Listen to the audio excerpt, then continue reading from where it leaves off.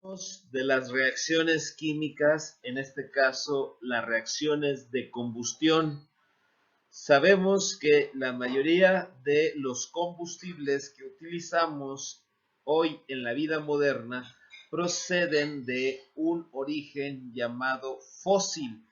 Esto es mediante un proceso complicado de cientos de miles e incluso millones de años, la materia orgánica se descompuso en macromoléculas que componen lo que hoy conocemos como el petróleo crudo. El petróleo crudo expuesto a altas temperaturas, presiones, además de utilizarse ciertos catalizadores, esto es, sustancias sólidas que en su superficie aceleran la reacción química, en este caso de rompimiento o de craqueo de las macromoléculas del petróleo crudo, que logran obtener moléculas de diferentes tamaños. Estos tamaños están asociados a una condición o a una propiedad llamada volatilidad.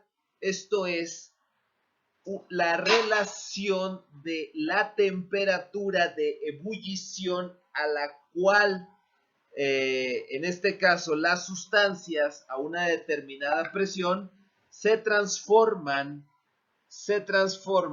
en pasan de fase líquida a fase gaseosa.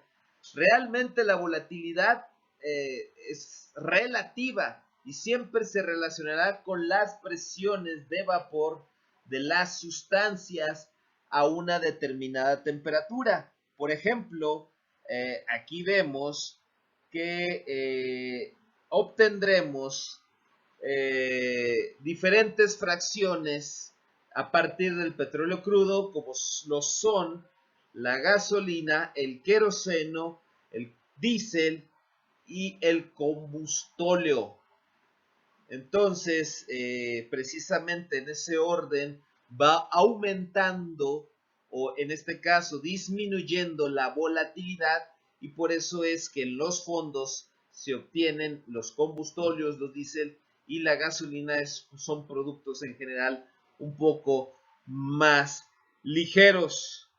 Estos combustibles, como sabemos, son utilizados ampliamente en la industria automotriz. Es necesario que conozcamos la química asociada para el buen desempeño de la quema de estos combustibles y evitar vicios. Por lo pronto nos iremos a estequiometría básica y a lo que se conoce como la relación de consumo de aire por consumo de combustible. Algo importante a recalcar es siempre tener en cuenta el contenido energético de nuestro combustible. En esta tabla tenemos a los combustibles desde la gasolina, pasando por el diésel ligero, pesado, hasta el gas natural licuado primariamente de metano. Tenemos su contenido energético en la segunda columna en unidades de kilojoules por litro. Esto es, la gasolina me entregaría 31.850 kilojoules por cada litro consumido, obviamente a condiciones estándar de temperatura. La equivalencia de la energía de la gasolina con respecto a el combustible quemado, en este caso, pues nos da, por ejemplo, obviamente para la gasolina la relación es 1 a 1, para el diésel ligero la relación es 0.96. Esto nos dice que es ligeramente más potente el litro de gasolina que del diésel ligero, bastante también, perdón, más potente el diésel ligero ligeramente, y el diésel pesado es un poco más energético, tiene mayor carga energética por litro, de ahí la relación 31.850 entre 35.800 nos da 0.89. Vemos que estos cocientes se vuelven mayores a la unidad, esto es, la gasolina es más potente que el gas licuado de petróleo o gas licuado de propano, que el mismo etanol, que el metanol, que el gas natural comprimido y que el gas natural licuado. Incluso muchas veces más, casi 4 veces más que el gas comprimido a 200 atmósferas. Tener en cuenta esas ideas. Ahora bien, lo que nos atañe a nosotros es la cámara de combustión, donde entran reactantes y productos. Aquí es una cámara de reacción, pero asumimos como una cámara de combustión. Estos dos reactantes son principalmente nuestro combustible y aire. Y hay que tener en cuenta que el aire, por cada kilomol o mol o molécula de oxígeno, 3.76 kilomoles, moles o moléculas de nitrógeno le acompañan. Así, siempre por cada molécula de oxígeno habrá 4.76 moléculas de aire. Esto es importante para nuestras reacciones de balanceo, para saber lo que está entrando a la cámara de combustión y lo que saldrá. Si nuestro combustible es el más sencillo de todos, esto es carbono elemental, pues la reacción es carbono más oxígeno que forma CO2, pero nosotros quemaremos hidrocarburos como son la gasolina, el diésel y otras más. Así que el hidrógeno, si se quemara, que incluso es otro combustible que no es tan utilizado debido a que no hay todavía tecnología que pueda desarrollar un sistema de combustión eficiente y sobre todo seguro. Tenemos que por cada 2 kilogramos de hidrógeno se necesitarán 16 kilogramos de oxígeno para formar 18 kilogramos de agua. Esto por relación. Una mol de hidrógeno es 2 kilogramos de hidrógeno. Media mol de oxígeno son 16 kilogramos de oxígeno.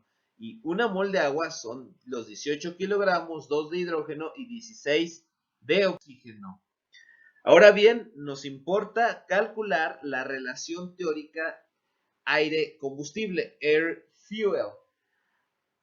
En este caso, esto se calcula a partir de la relación de la masa del aire entre la masa del combustible. Supongamos, por ejemplo, que por cada kilogramo de combustible yo consumo 17 kilogramos de aire. Por lo tanto, por ley de conservación, deberían de producirse 18 kilogramos de productos de combustión y la relación aire-combustible sería de 17. En un ejemplo, en donde, por ejemplo, valga la redundancia, quememos octano, una kilomol con 20 kilomoles de oxígeno, obviamente aire contenido ahí, y ese aire contiene 20 kilomoles de oxígeno con el nitrógeno que lo acompaña, podemos calcular cuánto de CO2, cuánto de agua, cuánto de oxígeno y cuánto de nitrógeno saldrán suponiendo una combustión completa, cosa totalmente deseable en todos los sistemas de combustión. Entonces, además de esto, podemos calcular la relación aire-combustible. Esto a partir de un simple balanceo. Está entrando, en este caso, una kilomol de octano, dicho sea de paso, principal componente de la gasolina. Se están alimentando 20 kilomoles de oxígeno. Estas 20 kilomoles de oxígeno, como están en el aire, no están separadas, contienen 3.76 por 20, moléculas de nitrógeno.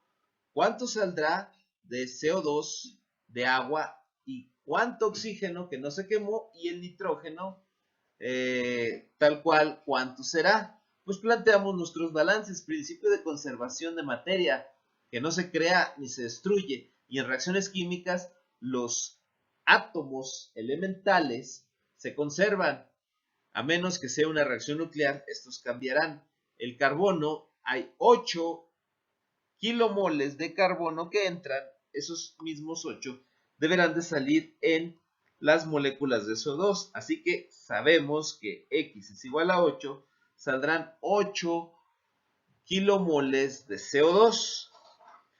Para el hidrógeno sabemos que entran 18, no hay ninguna otra fuente, y deberán de salir en solamente el agua. Por cada molécula de agua habrá 2 átomos de hidrógeno. Entonces de ahí hacemos nuestro despeje. 18 igual a 2y, esto es y igual a 9. Sabemos por lo tanto entonces ahora que salen 9 moléculas de agua. Lo mismo hacemos con el oxígeno. Sabemos que entran 20 por 2 átomos de oxígeno, esto es 40 átomos de oxígeno, que se deben repartir en 2 átomos en las 8 moléculas de dióxido de carbono, esto es 16. Se debe también descomponer en agua, esto es, debe de haber 9 átomos de oxígeno en las 9 moléculas de agua, y además debe de haber 2 átomos de oxígeno por cada Z moléculas de oxígeno diatómico. Conocemos Y, conocemos X, conocemos que esto es 40, podemos despejar que Z, esto es moléculas de oxígeno formadas, son 7.5, en este caso 7.5 kilomoles. Por último, el nitrógeno es inerte en ciertas condiciones, en este caso las asumimos. 20 por 3.76 nos da que salen 75.2 moléculas de nitrógeno, que son las mismas que entran, en mi cámara de combustión. Una vez que he obtenido estas relaciones, yo puedo calcular cuál es la relación de consumo de mi combustible.